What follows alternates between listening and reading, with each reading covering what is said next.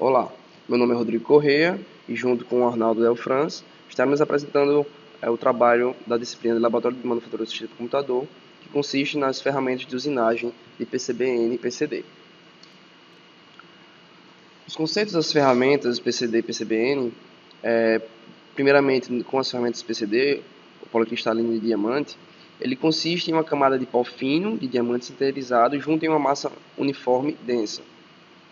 Ele já é desenvolvido há mais de 30 anos.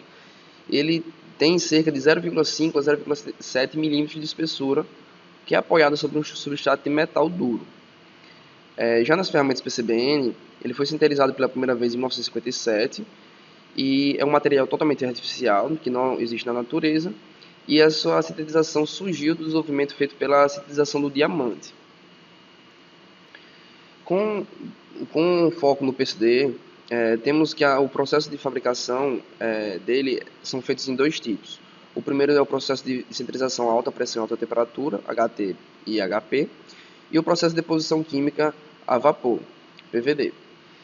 As vantagens da utilização do PCD estão ligadas à sua extrema dureza, resistência ao desgaste abrasivo, alta condutividade térmica e baixo coeficiente de expansão térmica, relativa a alta resistência mecânica à compressão, uma resistência à corrosão e um coeficiente de atrito muito baixo, equivalente ao Teflon. As suas desvantagens é por não apresentar compatibilidade química nas usinagens de materiais ferrosos, pelo processo de fusão, onde gera a troca de carbono. Os tipos de PCD estão ligados ao tamanho do grão, tendo assim os seus grãos maiores, uma resistência à abrasão maior, e tendo seus grãos menores, uma melhora na região de corte e em sua resistência. Aqui temos alguns comparativos de alguns tipos de PCD dados pela Kennametal, mostrando assim a sua resistência à abrasão e a chip resistance e o tamanho de grão.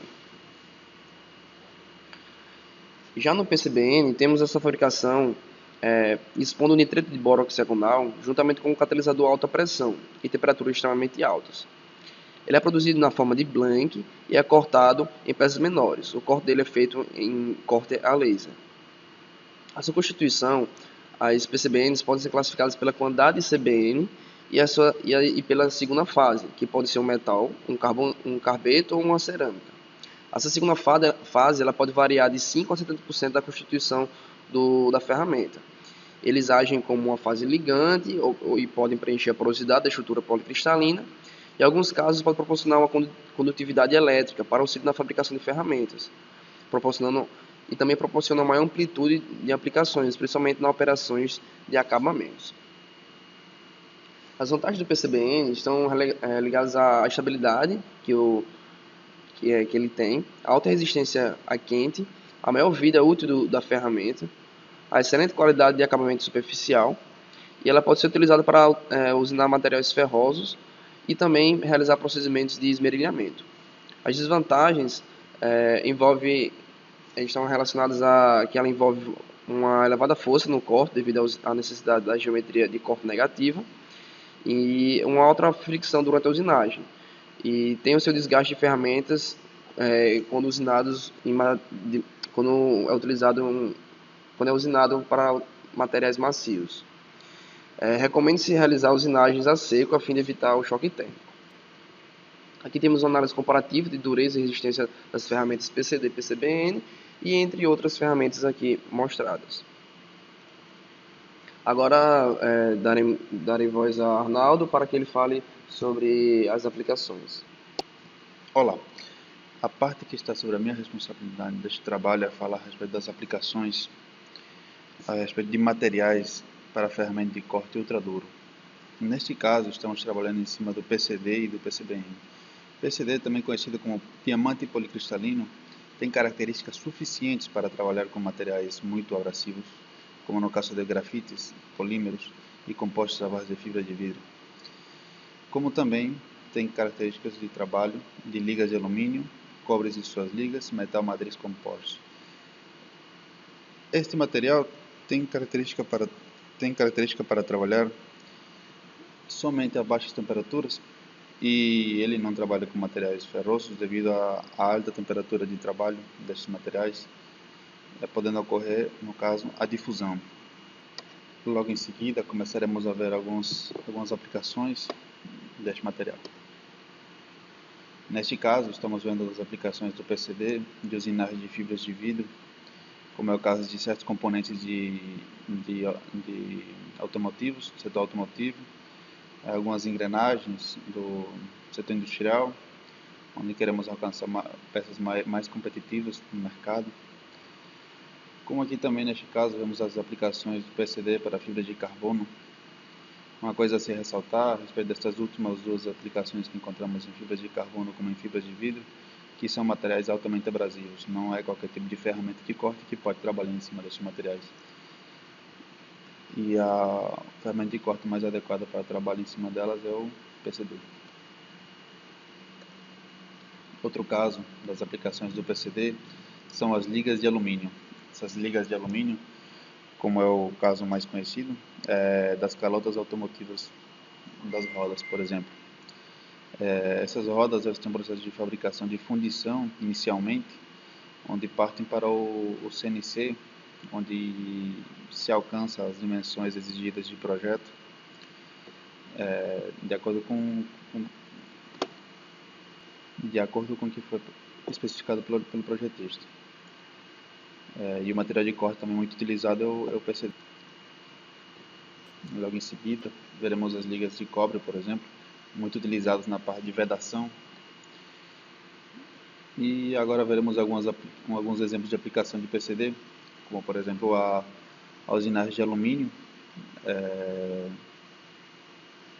fresa de superfície, que tem, neste caso, encontramos num artigo, o diâmetro de 250 mm de diâmetro com 18 insertos e condições de trabalho de 300 metros por minuto a 4.460 revoluções por minuto, como também é utilizado na parte de usinagem de canais, como é o caso daqui de 8 milímetros de fresa com 2 arestas de corte. Logo em seguida veremos agora o PCBN, que é outro material ultra duro também conhecido como carbeto de boro cúbico policristalino, que tem características suficientes para usinagem de metais endurecidos, usinagem de ferro fundido, usinagem de aço ferramenta, usinagem de peças forjadas, materiais duros, a partir de 98 RHC.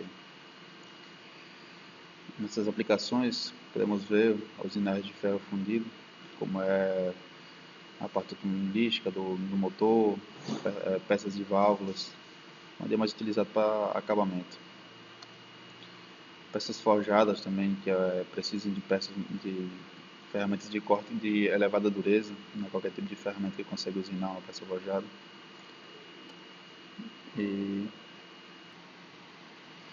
Entrando agora na análise de artigos, temos nosso primeiro artigo, que ele tem como objetivo investigar os cavalos para examinar a relação entre as características do processo e as condições de corte, e por fim desenvolver uma equação e um modelo matemático para o processo em si de usinagem, definindo assim o tempo de vida útil da ferramenta.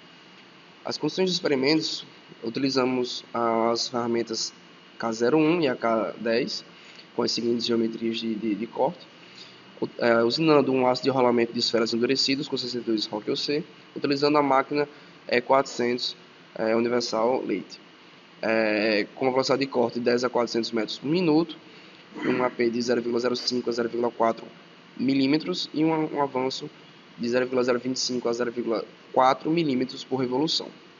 Adotou-se um desgaste máximo de fronco de 0,4 milímetros.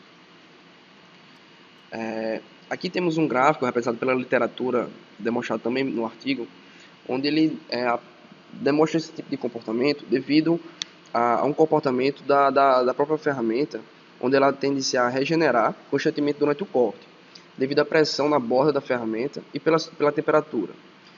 Com isso, desenvolvem-se microfissuras e microfraturas, além de cristais pontiagudos que emergem das camadas profundas do flanco da ferramenta.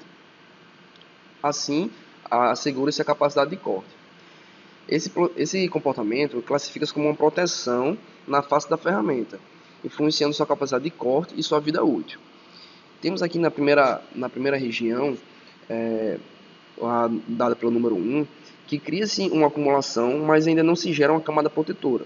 Com isso, temos a redução da vida útil da ferramenta com o aumento da velocidade de corte. Chegando na região número 2, cria-se assim a proteção devido à acumulação. E a acumulação ela se torna estável, fazendo assim com que a proteção também se encontre estável e cria-se essa proteção sobre a face da ferramenta. Com isso, verificamos que o tempo de vida útil da ferramenta é aumentado com a velocidade de corte. E no penúltimo estágio, a camada de proteção já se torna ausente devido às altas velocidades e às altas temperaturas. Na tabela dada no artigo, estaremos analisando os dois pontos, com avanços de 0,075 e com avanço de 0,125. Os gráficos são mostrados aqui, onde temos no B um avanço de 0,75 e no C um avanço de 0,125.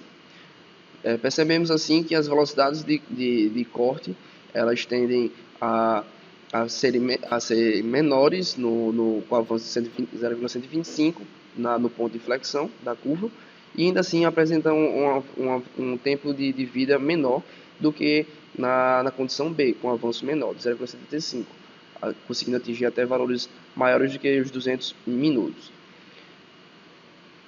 Isso com um AP de 0,1 milímetros. Fazendo uma análise com relação a outros parâmetros, verificamos assim o mesmo comportamento, e não simplesmente só com o avanço, mas em sim com a variação do AP.